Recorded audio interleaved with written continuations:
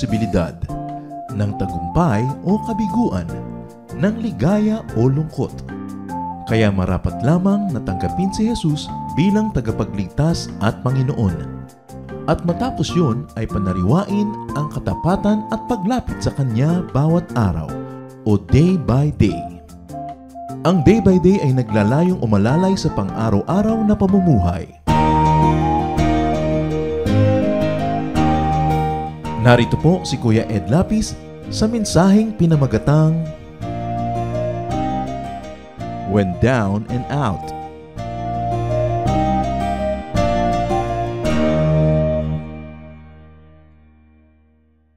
Mainam na itaas ang pangalan ng Panginoon, lalo pa nga ako ang mga tao ay may problema. Ang mga problema ay bahagi ng isang buhay na kumpleto at buhay na talagang makulay. James 4:14, why you do not even know what will happen tomorrow. And this kind of uncertainty is one of the realities of life that people have to live with. Na hindi natin alam na napakaayos ng lahat ngayon, biglang naiiba ang timpla ng buhay, nagkakaproblema. So dapat ang tao laging handa when we become down and out. Sabi nga nila, yung pagiging down and out, yung parang pinagtakluban ka ng langit at lupa, hindi ka uso, ikaw ang lagi ang may kasalanan o ikaw itong hindi productive, nangyayari sa buhay ng bawat isa sa atin. At dyan sa mga panahon na yan, nagiging napakahalaga ang pag-unawa natin sa salita ng Diyos at sa mga layunin ng Diyos sa ating buhay. Heavenly Father, thank you for today. Thank you, Lord, for giving us another day of life, for giving extension to this wonderful life that you allow us to live under your leadership. Patawarin mo kami sa mga kasalanan namin, O Diyos. Cleanse us from all our iniquities. Wash us with the blood of Jesus. Enable us to see you, to hold your hand, to hear your voice, to follow you. Palayain mo kami, Panginoon, sa mga kabigatan ng katawan, kabigatan ng isip, kabigatan ng kalooban, at nawa maging sa kabigatan ng Espiritu. At kami ay makasunod sa inyong kagustuhan. Enable us, O God, to hear your voice from among the many noises that struggle and compete for our attention. We like to surrender our hearts to you now. May we be quiet before you, O God. May you speak in power and majesty, move in our midst, and always lift us up. Father, we seek you. We seek you and we came here, awaiting your blessing. In the name of Jesus our Lord and Savior, we pray. You do not even know what a day may bring forth. At kung ang lahat po ng tao ay mayroong pagkilala sa katotohanan na yan, hindi magiging lubos na sorpresa sa atin kung minsan na tayo inaabot ng mga paghihirap sa buhay. What does it mean to be down and out? The dictionary gives very simple meanings: to be destitute, to be impoverished, to be weak and incapacitated. At yan po ay nararanasan ng kahit sinong tao. Babae man siya o lalaki, matanda o bata, mayaman o mahirap, makapangyarihan o hindi makapangyarihan, nadaranasan natin yung tayo down and out. Yung parang pinagtakluban ka ng langit at lupa, parang hindi ka uso, wala nang puwang para sa'yo sa buhay na ito. Yung iba po na hindi nakakalampas sa ganyang negative feeling, kuminsan they even kill themselves. Or they become desperate and kill others. At dapat handa tayo sa ganyang mga uri ng panahon. What can we do and what wisdom can we glean from the Bible as to about what we can do when we are down and out? When you are down and out, acknowledge your situation. Accept your situation. Nothing can be changed without facing it first. Dapat tinatanggap. Yun po mga on denial, yun ang mga hindi nakakalutas ng kanilang mga suliranin. Yung ikinukuble nila yung katotohanan at pinipilit nilang ibahin sa kanilang pagkaunawa, yung malinaw naman dapat at kitang-kita nila na may problema. Psalm 42 verse 6, my soul is downcast within me. Isang uri ng pagtanggap ng aking espiritu ay nanlulugo-lugo. Sabi ko noon, ang aking espiritu ay nanghihina. Psalm 38, 6-8, I am bowed down and brought very low. All day long I go about mourning. My back is filled with searing pain. There is no health in my body. I am feeble and utterly crushed. I groan in anguish of heart. Napakalalim po at napakataas ng mga naabot ng emosyon ng Psalms. At kung atin pong nanamnamin yung mga damdamin na nandiyan sa mga tula na ito at mga awit na ito, ay hindi mahirap mag-identify sa mga kalagayan natin kung ito'y dumarating sa ating buhay. Kinikilala niya na sobra daw akong napayuko, sobra na ako naging na-humble, sobra na akong nakuba sa mga problema at sa mga hirap na dinadara. Proverbs 14:10 and 13, each heart knows its own bitterness. Even in laughter, the heart may ache, and joy may end in grief. Isang malungkot na katotohanan, subalit hindi kailangan sobrang maging malungkot dahil pwede namang maiba ang inuuwian ng ganitong mga kalagayan sa buhay. At ang tangi lang daw na yung may-ari ng puso, yung may katawan, yung may kalooban ng lubos na makakaunawa sa lalim ng kanyang mga kapighatian. Sa mga pait na kanyang dinaranas, walang pwedeng makishare nun. People can only approximate. So huwag po natin sinasabing, I understand. I know. We don't know how people feel. And we don't understand. Kumisan yan ang pinakamadalas at pinakamadali na pagbaliwala sa pamamroblema ng isang tao. Naintindihan ko yan, lilipas din yan. Mga pananalita na hindi naman talaga nakaka-comfort. Na gusto mong sabihin, hindi mo alam ang sinasabi mo, hindi mo nadaranas ang dinaranas ko, kaya huwag mong baliwalain ang aking nadarama. Kuminsan sa kagustuhan po natin magbigay ng comfort sa kapwa, we end up trivializing their sorrow. Na minamaliit natin yung malaki sa kanila sa panahon na yon. Tanging yun lang daw may-ari ng puso ang nakakaunawa, nakakabatid ng hapdi, ng pait na nadarama nito. At kahit daw sa kabila ng ating mga halakhak, ikaw na may-ari ng puso, nalalaman mo na may lungkot kuminsan kasama yan. Mayroong mga pangamba. Na kuminsan nagsasaya ka lang, kaya mga tao naglalasing, kuminsan nagpa-party, kuminsan nagwawala, nagkakalat. They're trying very hard to be happy or to appear happy or to sound happy because they know that they are not. Kaya sabi niya, alam niya, even in laughter, the heart may ache. Meron talagang nadarama ang isang puso at may mga kabigatan. Baliwala na ito ay itanggi. Dapat tanggapin mo, malungkot ako ngayon. I feel down and out. I don't feel nice. I feel low. I have such low self-esteem. Or I am sad. I feel dejected and rejected and alone. Yung pagkilala po niyan, isang unang hakbang na para tayo makaahon sa ating kinalalagyan. Another thing we do when we are down and out, limit your load. Kahit po mga tulay, makikita natin sa highway, load limit, 15 tons. Sa maliliit na tulay, 10T, nakalagay yon. Ibig sabihin, 10 tons, 10,000 kilos ang kaya lang dalhin ng tulay na yon. Laging may load limit. Kung may dala kayong carry-on baggage, sinusukat-sukat pa yan o lampas ka na sa timbang dahil ito lang ang iyong limit. At ang puso po ng tao may hangganan ng kaya niyang dalhin na pighati. Respect your load limit. Huwag tayong magpaka-superman or superwoman when we are not.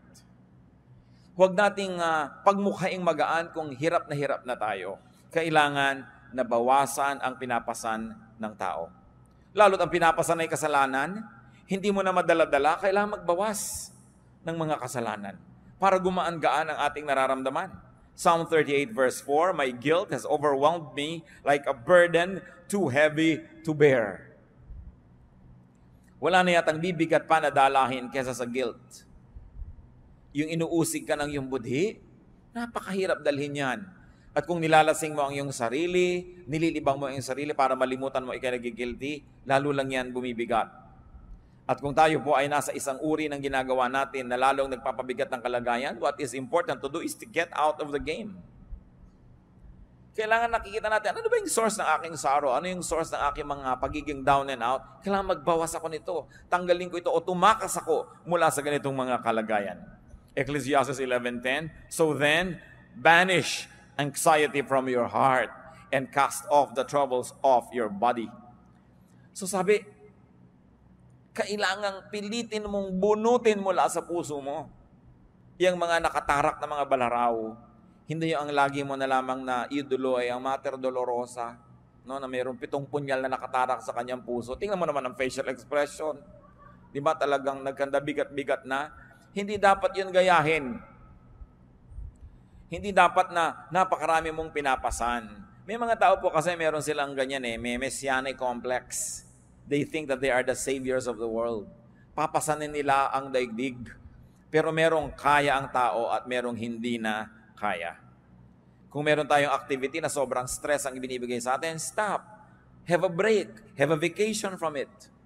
Kung meron tayong mga relasyon na talagang stressful, putulin, wakasan, o bigyan muna ng recess, bigyan ng break. Kailangan isara ang pinanggagalingan ng mga nagpapahirap. The Arabs have a saying, close the door that brings in the draft. Yun daw pinto na pinapasukan ng ambon, ng hangin, ng ulan na isara. At bakit pinto? Kasi wala mga bintana ang bahay nila. No? Sa Arabian Peninsula, the architecture there, wala talaga mga windows. So ang isasara nila, pinto, sa atin, bintana. At tayo kasi may mga media agwa, bihira tayong tinatamaan ng ulan papasok sa bintana, di ba? Pero sa kanila, basta umulan kasi hindi kasama sa plano ng architecture nila, pasok agad sa bahay nila. So sabi nila, close the door that brings in the draft, even the wind that you don't like. Mga kapatid, kung sakasakali that you're feeling down and out, or you're about to feel down and out, i-identify nyo agad, saan nagmumula itong feeling na ito? Sino ang nagdadala nito sa buhay ko? Anong activity ko ang pinagmumula nito? At agad-agad ninyong itigil, isara, bitawan, pagpaalaman, dahil hindi marapat na patuloy kayong magdala ng load hanggang mag-break. Marami mga nagbe-break Kahit yung mga circuit breakers, may load lang dapat ang isang bahay na dinadala niya ng kuryente. Kaya tayo may fuse. Pag sobrang pumasok na kuryente, hindi kakayanin ng load, magtitrip ang fuse. Titigil sa pag-andar para i-protect yung bahay sa pagkakasunog. Ang katawan natin, may load yan ng pagod, kaya natutulog. Kaya itinutulog yan kasi sinasabi ng katawan mo, tapos na ang load mo, hanggang dyan ka na lang. Ano nangyayari po sa mga nagda-drugs? Kadalasan 3-4 na araw walang tulog. Kakaya nilang tumayo na walang tulog. Pero tingnan nyo, para sila mga naglalakad na kalansay. Kasi hindi talaga kaya ng katawan, artificial lang yung power. At lahat ng bagay na artificial, may bayad. May singil. Ang hindi ipinagpapahinga, ipagpapahinga mo rin yan. Kaya yung talagang ayaw magpahinga, nagkakaroon ng karamdaman. Wala nang magawa dahil talagang hindi na kayang bumangon. Babawi at babawi ang katawan sa mga utang natin sa Kanya. So what could be giving you load? Limit your load. You have to be kind to yourself. Another thing to do when we are down and out is to share your burden. You not only limit your burden, but you also share your burden with a friend. To confide in a friend is very important. Napansin niyo po ba na kuminsan maihingan niyo lang ang problema niyo sa isang napagkakatiwalaang tao kahit wala siyang ibinigay na payo, kahit hindi siya nagpautang, kahit wala siyang ibinigay na tulong, gumaan na. That's important to have friends. Friends divide our sorrow and they multiply our joy. Kaya pag tayo po may mga dinedevelop na mga friends, una, we enjoy the friendship. 2, they enjoy our friendship. And 3, if you have not yet relied on that kind of friendship, you are just saving for a rainy day. Nakakailanganin mo isang kaibigan na pwede mong pagkatiwalaan, pagsabihan ng mga problema mo na hindi mo masabi sa iba, nakakagaan. Deuteronomy 1:12, but how can I bear your problems and your burdens and your disputes all by myself? Sabi, hindi ko kaya yan mag-isa. Kailangan meron akong kasama. Kailangan meron akong katuwang. Ecclesiastes 4:10, if one falls down, his friend can help him up. Kung wala kang ginawa kundi magyabang sa iyong kaibigan, magpa-impress, magpasikat, paano mong aaminin sa kanya ang iyong mga suliranin? Paano ka magpapatulong sa mga kabigatan? Kaya kailangan meron ka man lang 1 o 2 tao sa mundo na hindi mo ini-impress. Yung kung ano ka lang yun ang pagkakaibigan ninyo, hindi yung kung ano yung akala niya tungkol sa'yo. Kasi talagang pag namang problema na po ang tao, ang pinakamahalaga, yung may makakaharap kang tao, hindi mo kailangan magkunwari. Hindi mo kailangan magbalat kayo. And it is a gift of God to have at least one person like that in your life na maaamin mo ang mga ipinakakalihim-lihim mo sa buhay. At kung minsan, malaman lang niya yun at malaman mong alam niya, napakalaking tulong na sa iyong buhay. Ecclesiastes 4:10, but pity the man who falls and has no one to help him up. Hindi ang tunay na kahabag-habag. Friends can be angels, especially in difficult moments. And friendship in the Bible is very precious. Proverbs 17:17, a friend loves at all times, and a brother is born for adversity. Kaya daw may kaibigan, kaya tayo may mga kapatid, para sa mga panahon ng kagipitan. Bagamat dapat ang nagsasabi nun ay yung tumutulong, hindi yung nangangailangan ng tulong. Pag mo sinabing, that's what friends are for. Dapat ang nagsasabi nun, yung tumutulong, hindi yung nangangailangan. That's what friends are for, kailangan tulungan mo ako. Naiiba yung value. Yung ikaw yung tumutulong, ayaw niyang tanggapin. So that's what friends are for. Nandito ako para katulungan. Ang nagsasabi niyan po yung tumutulong. No? Hindi natin inuobliga ang mga kaibigan natin, that's what friends are for. Therefore, ay momolestyahin kita. But a friend loves at all times. At kung minsan, ito po ang pinaghihinanakit ng mga tinatawag nating non-Christians, mga unchurched, mga hindi born again, sa mga kaibigan nila na born again. Na nagkaroon na ng kondisyon ng pakikipagkaibigan. Hindi na kita kaibigan kung idolatrous ka. Hindi na kita kaibigan kung ang baptismo ay ganito lang, hindi katulad ng baptism ko. Hindi na kita kaibigan pag ganito ang doctrinal stand mo sa ganyang bagay, sa ganung bagay. Nagkaroon ng patakaran ng pakikipagkaibigan. Samantalang sa Bible mismo sinasabi, a friend loves at all times. At kung nangangailangan po tayo ng modelo, hindi ba sapat pa at lampas-lampas pa ang Panginoong Hesus na modelo? That while we were yet sinners, He loved us. So why can't born-again Christians love people who don't share their convictions? Why can't born-again Christians not love people who don't share their religious color? Nilalagyan natin ng patakaran. Dapat nga, mas kaya mong umibig. Mas kaya mong magmahal dahil meron kang Kristo sa iyong puso. Pero yung iba, kumikitid talaga ang isip. Akala lang ibig sabihin na maging born-again Christian, Bible-based Christian, evangelical Christian, maging judgmental. Na pagka hindi ka nakakaabot sa aking mga pamantayan na pang-religyoso, hindi ako makikipagmabutihan sa iyo. I will treat you like a pagan, like an outsider. Nababaligtad. Dapat ang Kristiyano, mas kaya nating umibig ng walang patakaran. Sapagkat yun ang pag-ibig ni Jesus sa atin. At yun ang pag-ibig na minodelo ni Jesus na dapat tularan ng lahat ng nananalig sa Kanya. Proverbs 27 verse 10, better a neighbor nearby than a brother far away. Aanin mo nga naman ang kapatid mo na talagang mamamatay para sa iyo, pero ang layo. So maraming panahon daw, higit lalong mabuti ang isang kaibigan ng isang kapitbahay na malapit kaysa isang kapatid sa laman na malayo naman. At sabi pa nga ng Proverbs 18:24, there is a friend who sticks closer than a brother. May mga kaibigang higit pa sa kapatid kung magmahal. At yun ang mga kailangan natin Bihirang-bihira na iiwan ka ng kaibigan mo Mas marami pa ngayon iniwan ng asawa kaysa iniwan ng kaibigan. Kaya hindi ibig sabihin na kayo nag-aasawa na wala na kayong kaibigan. Although your asawa should be your best friend, no? Pero kailangan may kinukultivate ka rin ng ibang friendships. Kasi pag nagka-problema ka sa asawa mo, kanino ka na ngayon sasandal? Kanino ka na ngayon tatakbo? Kanino ka na hihingi ng tulong? Kailangan ang tao hindi nagsasara ng mga pinto niya sa mga mahahalaga niyang relasyon, lalo ang pakikipagkaibigan. Pero, at ito'y napakalaking pero, yung mga dati niyong kaibigan, no? Hindi niyo na dapat ipagpatuloy ang pakikipagkaibigan kung may asawa na kayo. At yung mga dating mga kaibigan, hindi na kayo dapat umaattend sa kasalan ng mga kaibigan ninyo na magpapakasal. Kasi day nila yun nang aagaw ka pa kumisa ng eksena ng bride o ng groom dahil ipinaggigiitan mong yung sarili. Kasal nila, nandun ka. Nakaka-offend. At may mga nakita na akong ganyan. Kasal lang may kasal, nandun pumupuesto pa at nangaagaw pa ng eksena. Alam na alam ng lahat, may kahapon sila na pinagsaluhan nung isa doon sa ikakasal. Tapos andun pa siya at gusto pang makisalo habang buhay. No? Kailangan lumalaki tayo sa lugar. But friends without the romantic connection must be maintained and kept. And they can give us balance also. So, have, and keep friends. Kung maglalagay tayo ng therefore sa mga pinag-uusapan natin, kailangan ng tao talaga may mga kaibigan. Mapalad yung mga tao na yung kalagayan nila sa buhay ay mas madaling makipagkaibigan. Kasi meron pong mga kalagayan na hindi ganun kadali na makipagkaibigan. Hinihingi ng inyong kuminsan ng mga tungkulin na maging mailap kayo ng konti sa mga tao dahil may pinangangalagaan kayo na integridad ng inyong mga tungkulin.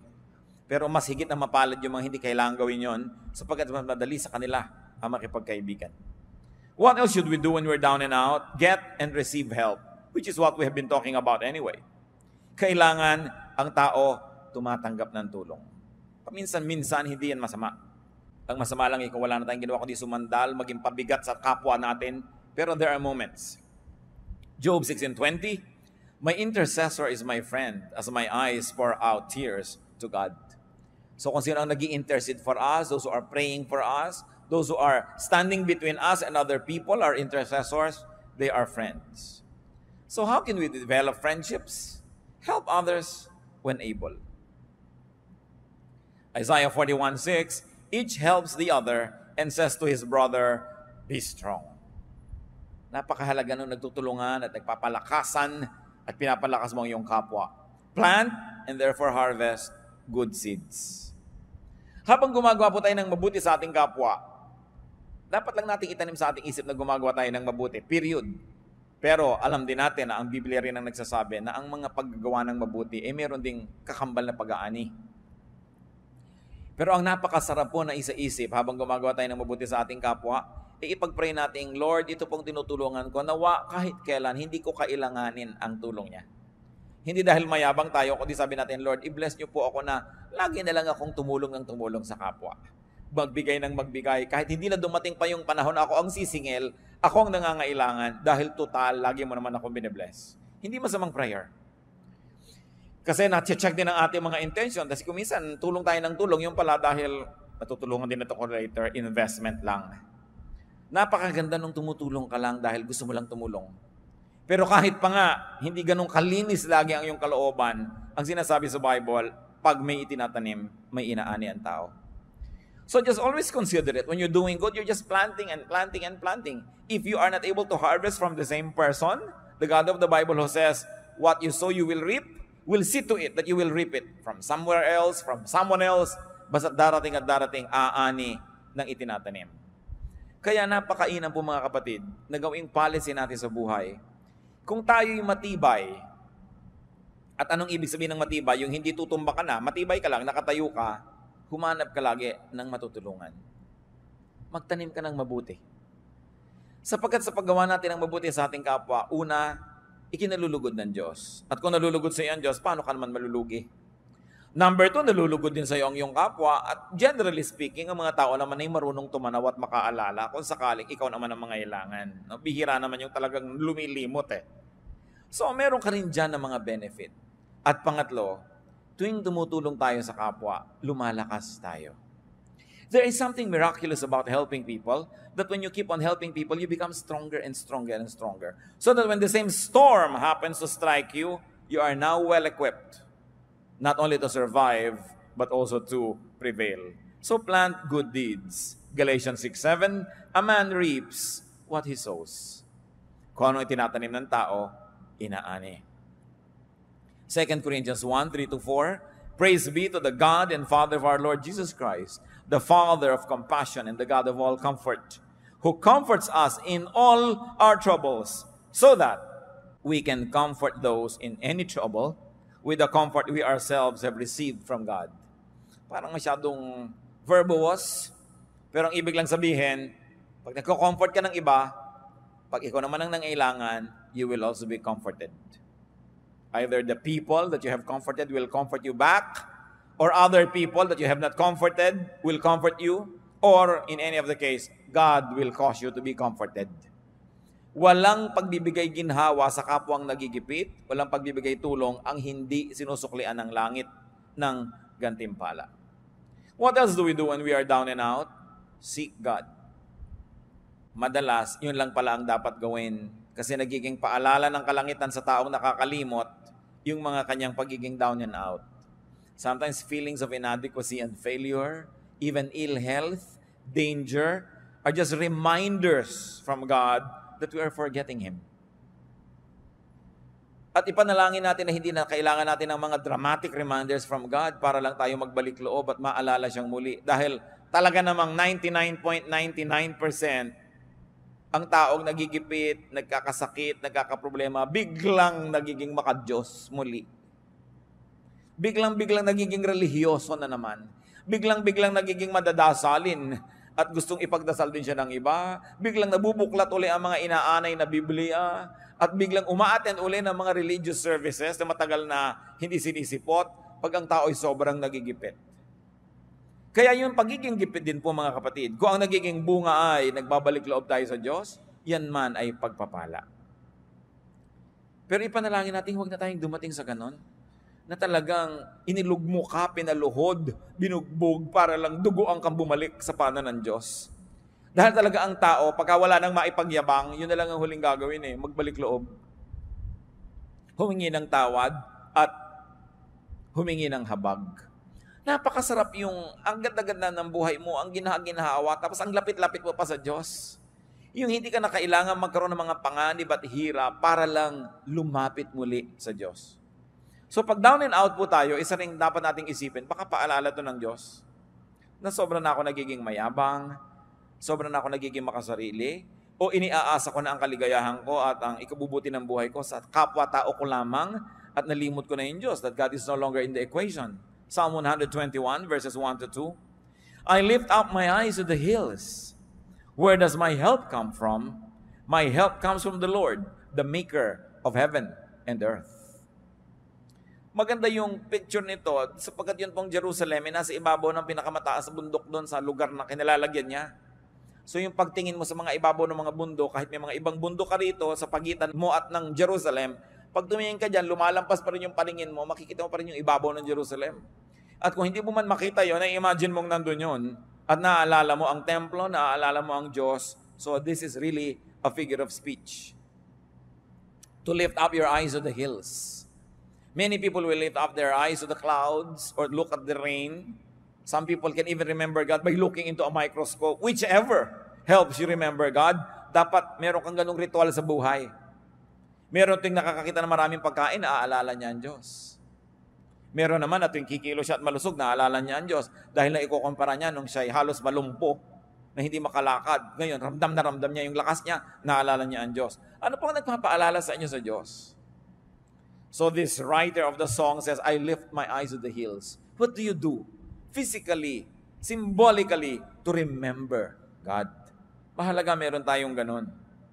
So, kung meron po tayong mga panlulumo, if we're down and out, una nating isipin, may kasalanan ba ako sa Diyos? Meron ba akong dapat isuko? Meron ba akong dapat na ayusin? And repent if needed. Repentance lang palang kailangan. Pagbabalik loob lang sa Diyos, tapos bumalik na uli ang kanyang kalusugan, bumalik na uli ang kanyang kasiyahan. At kung hindi man bumalik yung kalusugan, hindi man bumalik yung kasiyahan o kayamanan, yung nagbalik loob ka sa Diyos, by itself is a prize. Hindi mo sasabing, Lord, nagbalik loob na ako sa inyo, o nasa na yung ginhawa, nasa na yung premyo, nasa na yung kayamanan. Sapagkat yung pagbabalik loob lang sa Diyos, mismo yun na ay isang gantimpala. Pero kadalasan may dagdag pa yun Kasi tayong mga tao, laging gusto nating may dagdag. Tuwing bumibili ka, laging gusto mong may dagdag. So dinadagdagan ng Diyos na nagbalik loob ka na by itself is a blessing. May mga kasama pa yan. Usually, nare-restore yung health, nare-restore yung negosyo mo, nagkakaroon ng kaayusan na inyong buhay, nakakakita ka ng mga nasusukat, nararamdaman na mga patotoo na ang Diyos ay nalulugod sa iyo. Ano pong nangyayari sa isang taong alam na alam niyang may kasalanan siya, meron siyang mali, nagkakanda ganyan na yung buhay niya dahil sa kasalanan niya, pero nagmamaang-maangan pa siya? Ano nangyayari? Psalm 32, verses 3 to 5. When I kept silent, my bones wasted away through my groaning all day long. For day and night your hand was heavy upon me. My strength was sapped as in the heat of summer. Then I acknowledged my sin to you and did not cover up my iniquity. I said, I will confess my transgressions to the Lord, and you forgave the guilt of my sin. Napakagandang patotoo ito. Inaawit-awit ng mga henerasyon ng mga mananampalataya. Sabi, nung nagmaang-maangan ako, nung ikinubli kong aking mga kasalanan, itinago at pinagmukha kong hindi ito kasalanan, sabi, pati ang aking mga buto ay halos mga bulok ng hina. At yun po nagkakaroon ng mga sakit sa buto, ang makakapagpatotoo sa atin kung gaano kasakit ang sakit sa buto. Many of us have no idea kung gaano kasakit ang sakit sa buto. Sabi niya, my bones wasted away through my groaning all day long. At bakit daw? Dahil gabit araw, dinadaganan ako ng inyong kamay. Ano mangyayari sa isang taong dinadaganan ng kamay ng Diyos? Yun lang talikuran ka ng Diyos, napakalaki ng hirap yan. Yun lang hindi dinggin ng yung mga panalangin, yung pangdaganan ka ng kamay ng Diyos. Wala kang susulingan. Hindi ko alam kung naranasan nyo ng madaganan, matulog kayo na mayroong isang kabambigas na nakadagan sa inyo. No? Isang kabambigas lang yun. Gano'ng kabigat ang Diyos? Kung tutuusin. So sabi, habang ikinakaila ko yung kasalanan ko, habang nagmamatigas ako, habang pinagpipilitan ko yung akin, at ayaw kong sundin ang yung kalooban, yan ang nangyari sa akin. Dinaganan ako, pinisa, pinipi, no? ng inyong kamay. Subalit, sabi niya, nung aminin ko ang kasalanan ko, at di ko na pinagtakpan pa ang aking sarili. Tinanggap ko ang aking pagkakamali, at hiningi ng tawad, sabi ganon, nung ako'y humingi ng tawad at nagbalik loob, pinatawad mo ako agad. At inalis mo ang bigat na nakadagan sa akin. You took away the guilt of my sin. Yun ang bigat Napakabigat. Bakit yung bigat ng loob? No? Hindi mo naman matimbang. Kahit sumakay ka sa timbangan, ang bigat ng loob mo, hindi naman nakukuha ng timbangan yung bigat Pero alam mong napakabigat. At alam mo na kung ang gaan ang kalooban mo na halos magsayaw ka palaka dahil ang gaan. So ang sinasabi dito mga kapatid, bakit naman natin pinapatagal yung bigat? Lalo't kung alam naman natin ang pinagmumulan ni kasalanan. Lalo't kung alam natin ang pinagmumulan ni isang negative attitude, isang maling pananaw, ba't hindi na lang isuko yan? Total, susuko ka rin dahil hindi ka naman mananalo, Diyos yun Pinapatagal mo lamang ang pahirap sa sarili. Sabi, isuko yan. When I confess my transgressions, you forgave the guilt of my sins. Hindi nga hininga ng bayad Confession lang. Aminin mo lang at magbalik loob ka. So what do we do when we are down and out and we have found out that it's because of our personal sin? Seek and receive restoration. Kailangan ibalik ang ligaya ng buhay, gaan ng puso, saya ng ating espiritu. Psalm 51:12, dalangin ng isang taong nalayo ang loob sa Diyos, restore to me the joy of your salvation and grant me a willing spirit to sustain me. Ibalik mo sa akin ang ligaya ng kaligtasan kasi nawala ang saya. Pwedeng mangyari yan sa isang taong nakaranasan ng kaligtasan ng Diyos, yung magkagiba-giba pa yung puso, magkalungkot-lungkot pa. Pero yan ay bunga ng napakatagal, sunod-sunod at buong tigas ng ulong pagsuway sa kalooban ng Diyos. That is when we are down and out. What about when others are? What do we do when others are down and out? When people are down and out, be compassionate. That's the first rule ever. Maging mahabagin. Colossians 3:12, as God's chosen people, clothe yourselves with compassion, kindness, humility, gentleness, and patience. Be compassionate with people. Hindi yan panahon para manisi. Hindi yan panahon para magpasikat. Nakita mo, tama ako. Kailangan ko ang tao down and out. We become kind. Nararamdaman lang ng tao na kailangan siyang maging mabait at mabuti. Kung naranasan na niya sa kanyang buhay na mga ilangan ng bait at buti ng kapwa. Kung naranasan niyo na pong makorner, wala kang kapiyok-piyok dahil corner na corner ka, ang tanging kailangan mo, kabaitan. Yung down ka, wala ka talagang maipagmalaki ni ang tanging kailangan mo lang sa tao, kabaitan. Pag wala kang maibigay na excuse, dahil talagang obvious ang kamalian mo, anong kailangan mo? Kabaitan. Pero tayo po mga tao kadalasan, pag nakakita ng kahinaan, sinasamantala yon. O gaganunin mo pa ngayon. Eto ka ngayon, lalapit-lapit ka sa akin. Ganyan ka pa. Hindi po ganyan na klaseng trato ang kailangan ng taong nagigipit. Kasi the heart knows its own sorrow.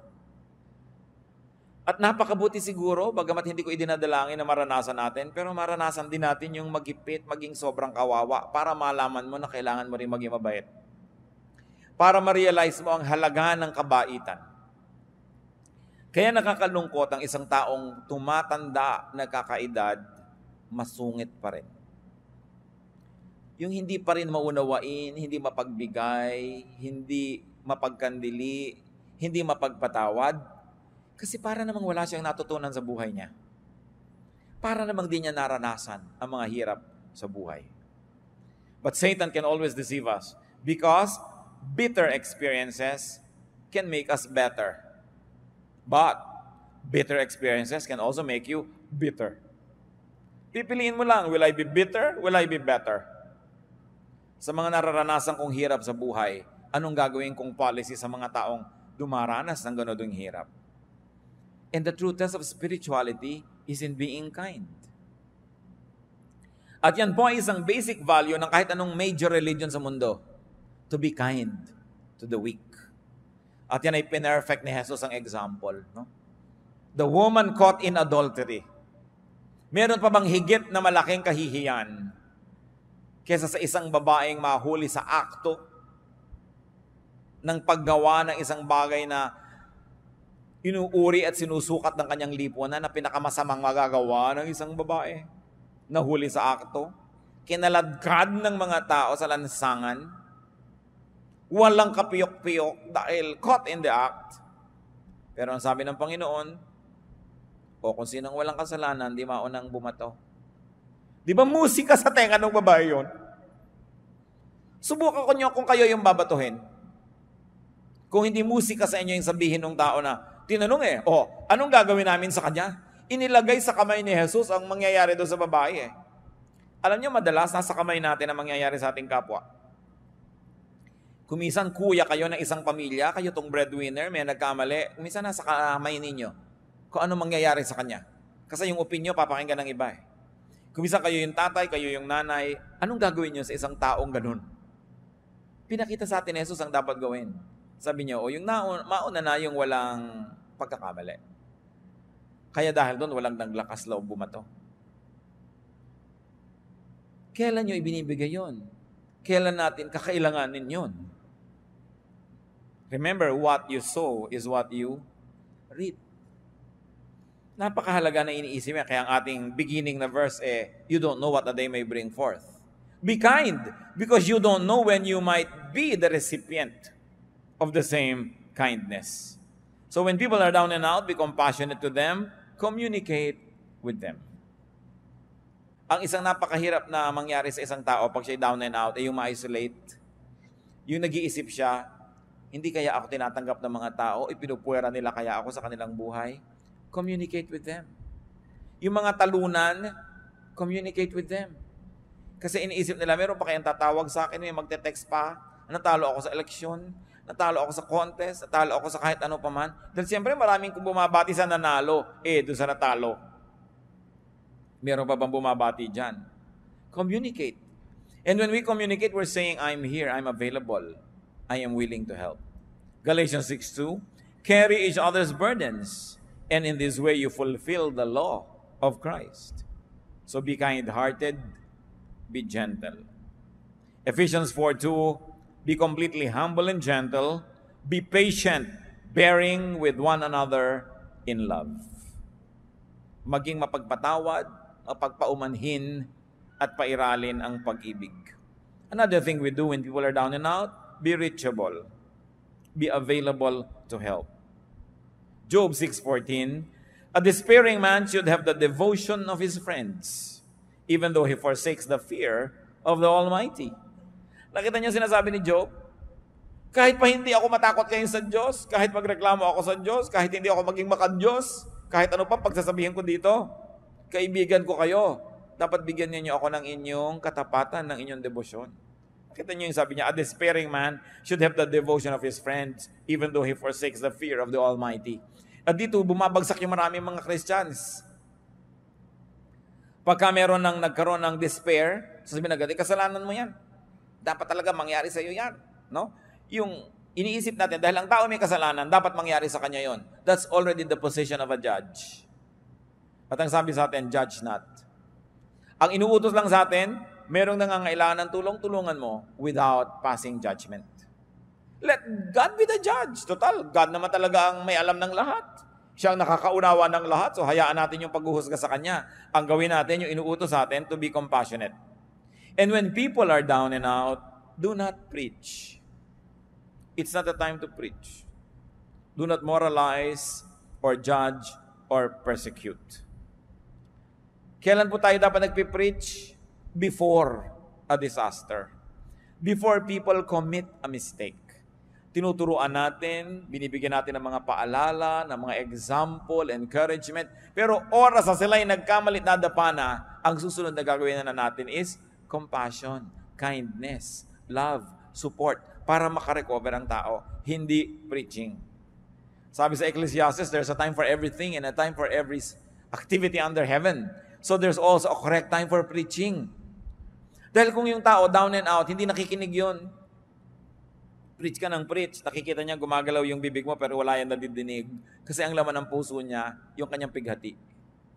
Job 6:24-26, teach me and I will be quiet, show me where I have been wrong. How painful are honest words, but what do your arguments prove? Do you mean to correct what I say and treat the words of a despairing man as wind? Ano pa yung context nitong si Job?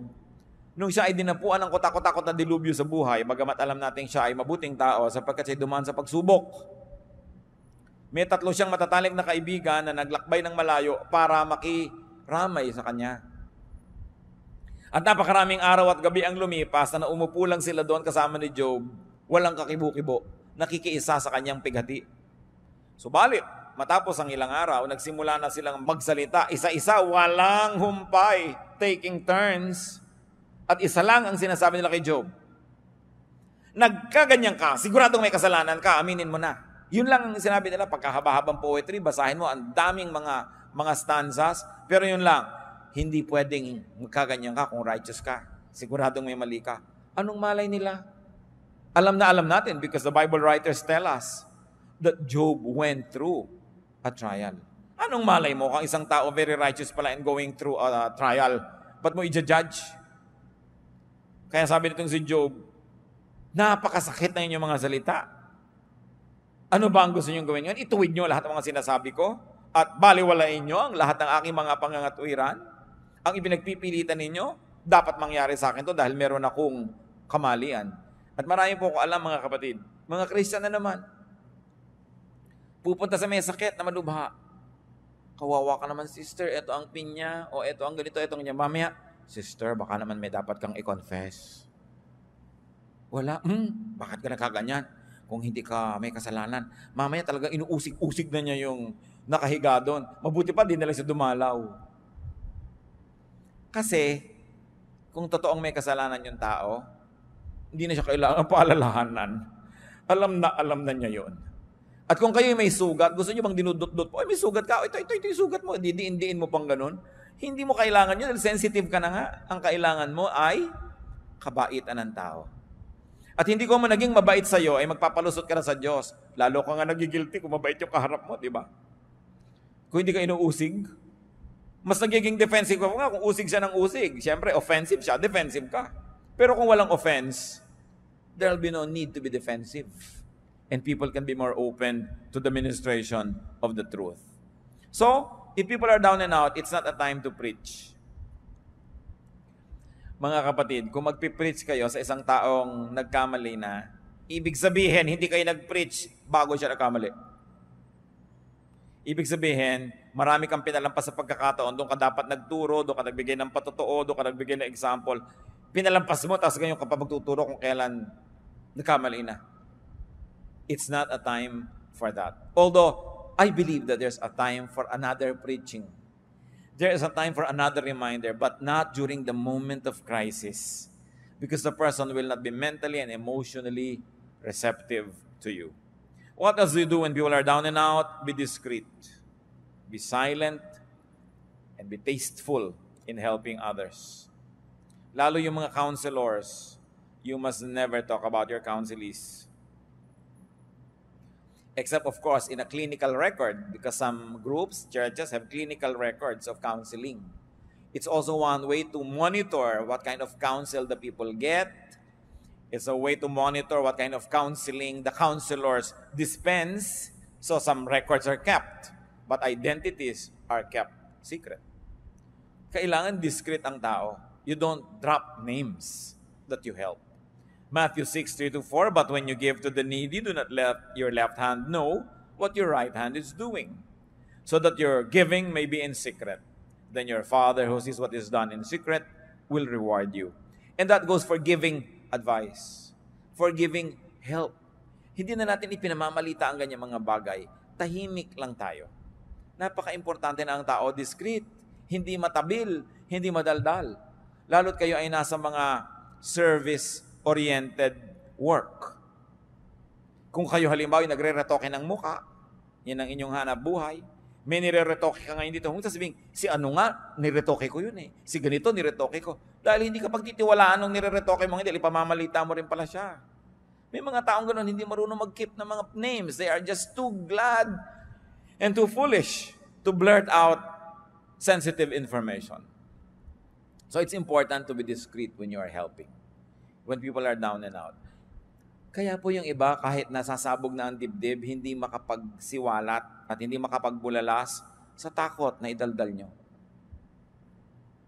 Pero kung tayo lang ay napagkakatiwalaan at napapatunayan natin sa kapwa natin na pagkakatiwalaan tayo, kung dumating ang pangangailangan na kailangan nila ng mapagkakatiwalaan, lalapit sa atin, it's a great, great, great gift that we could give to people. I will place that among the top 3 gifts that you could give to others, that they trust you. And if you're really trustworthy and they trust you, can you imagine what kind of gift you give them? You assure them that they can trust you and they can share things with you. Anong luwag ang maibibigay natin sa tao? Anong uri ng ginhawa ang maibibigay natin kung tayo ay napagkakatiwalaan? And of course, what else do you do when others are down and out? Of course, pray for the person in need. James 5:16, therefore confess your sins to each other and pray for each other so that you may be healed. The prayer of a righteous man is powerful and effective. So ipanalangin ang mga tao who are down and out. Avoid talking about them. Napakadaling matukso na pag-usapan ang mga hirap at ang mga crisis ng kapwa. Pero dapat ipanalangin kaysa pag-usapan. Helping and being helped are parts of life. Kailangan tayo ay humble enough to acknowledge that we need help and kind enough to extend it. Be humble when down and out. Yung iba naman down and out na mayabang pa. Hindi tuloy-tulungan ng kapwa. Gusto pa ng kapwa tuloy makita, lalo pa siya magkabuwal-buwal para maging humble. So be humble when down and out. Be humble when not down and out. In fact, be humble when strong. Because you don't know what a day may bring forth. Life is a mist. Life situation can change in an instant. Proverbs 27:1, do not boast about tomorrow, for you do not know what a day may bring forth. Ano ang magandang pamantayan kung paano tayo makikitungo sa mga down and out? Simple lang mga kapatid, kung paano nyo kayo gustong pakitunguhan kung kayo ang down and out.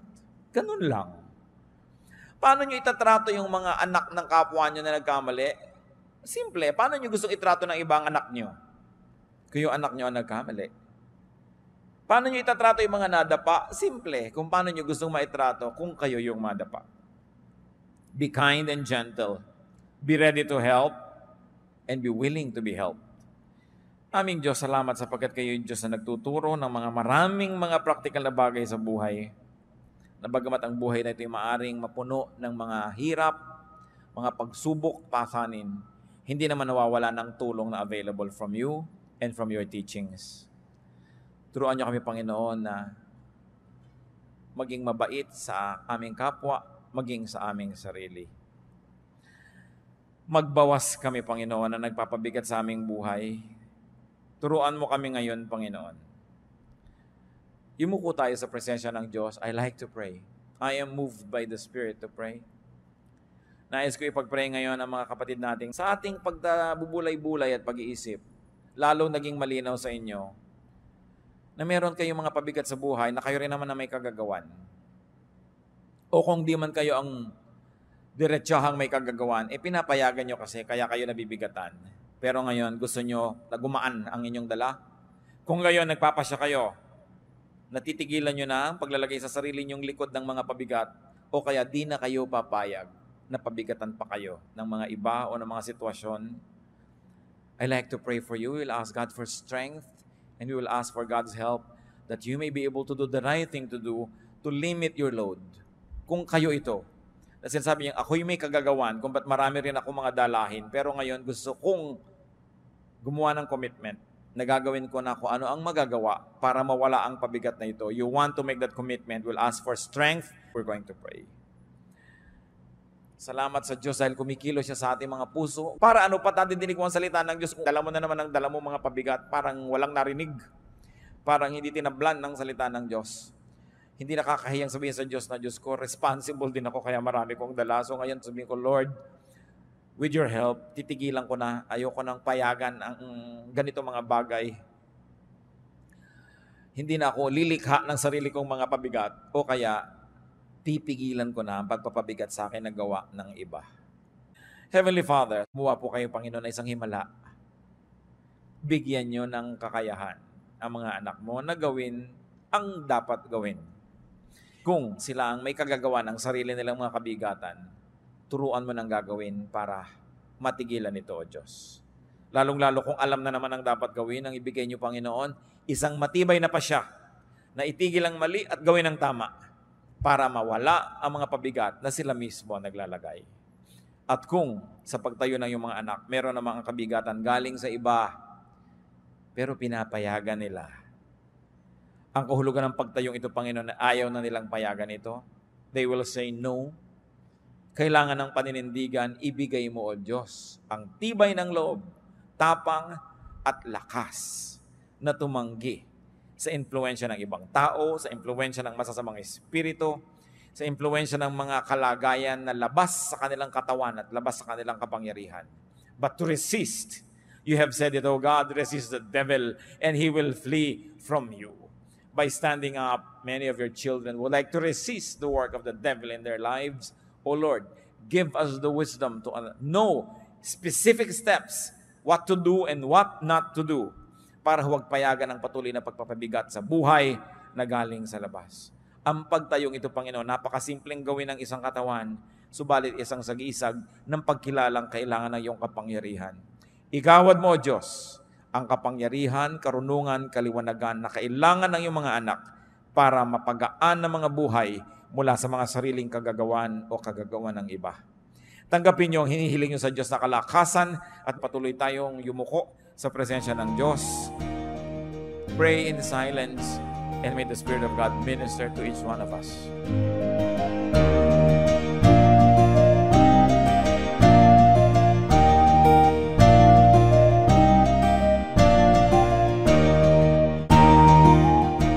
Ang katatapos pong mensahe ni Kuya Ed Lapiz ay pinamagatang When Down and Out.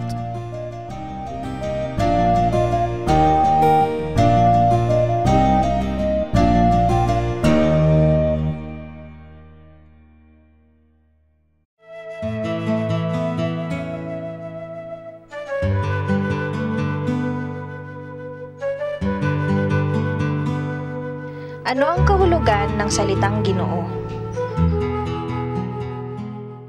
Ang salitang Ginoo, hindi yan equivalent ng Mister lamang. Kasi yung Ginoo, nagmumula yung sa salitang Magginoo. At nung sinaunang panahon sa Pilipinas, yung mga Magginoo, yan yung mga nobles. No? Ibig sabihin, a male person with nobility of spirit. So, tama ang iyong behavior. Ikaw ay magalang sa mga babae, mapagkakatiwalaan, listo ka, marunong ka maghanap buhay, hindi ka umaasa sa iba, hindi ka sumasandal na lang kahit kanino, meron kang independence, fruitfulness, at mapagbigay ka lalo sa mga may sakit, sa mahihirap, sa mga babae at bata, at maging sa iyong kalaban ay gumagamit ka ng kagandahang asal. Yun ang kahulugan ng Maginoo. Kaya napakasarap na matawag kang Ginoo.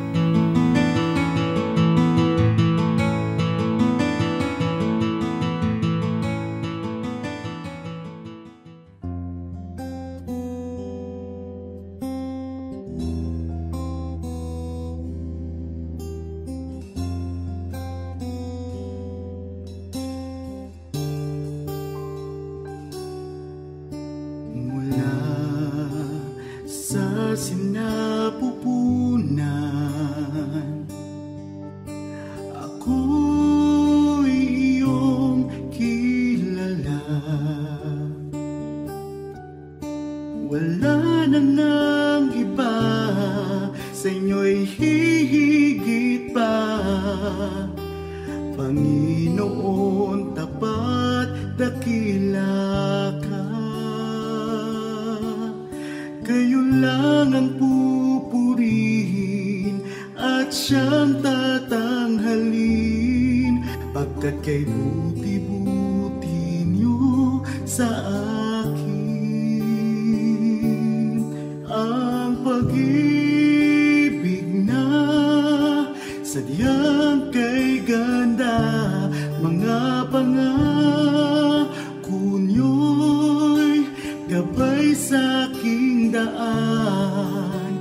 Walang makapapantay sa anak ninyong alay. Ang pag-ibig niyo'y sapat kailan pa man.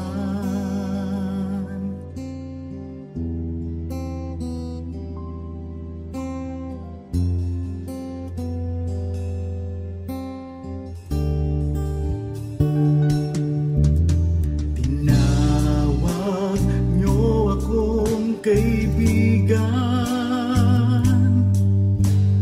kahit na ako ay pariwara.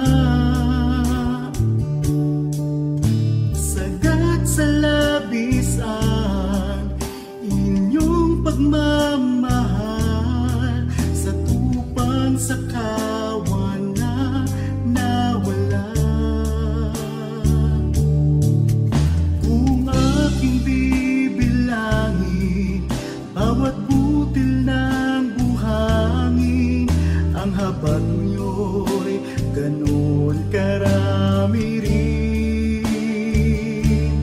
Ang pag-ibig na sadyang kay ganda, mga pangako niyo'y gabay sa aking daan.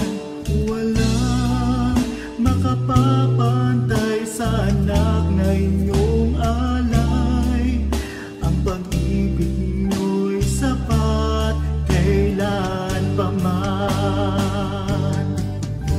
Paano ba masusukat taas, lalim, layo't lawak ng pag-ibig niyong sadyang walang hanggan, walang hanggan. Ang pag-ibig na sadyang kay ganda, mga pangako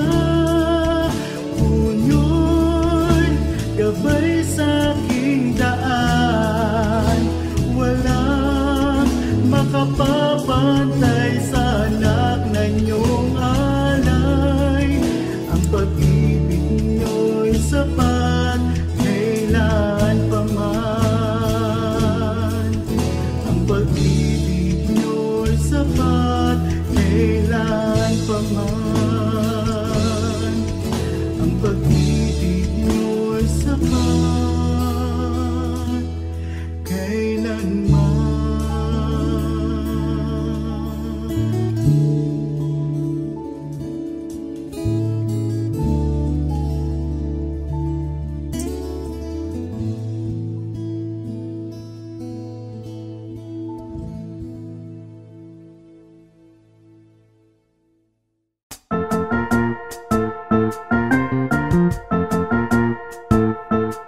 Oras na po para pansamantalang magpaalam ang programang Day by Day.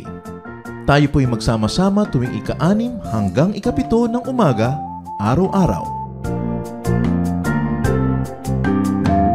Magandang umaga po at mabuhay ang Panginoong Hesus!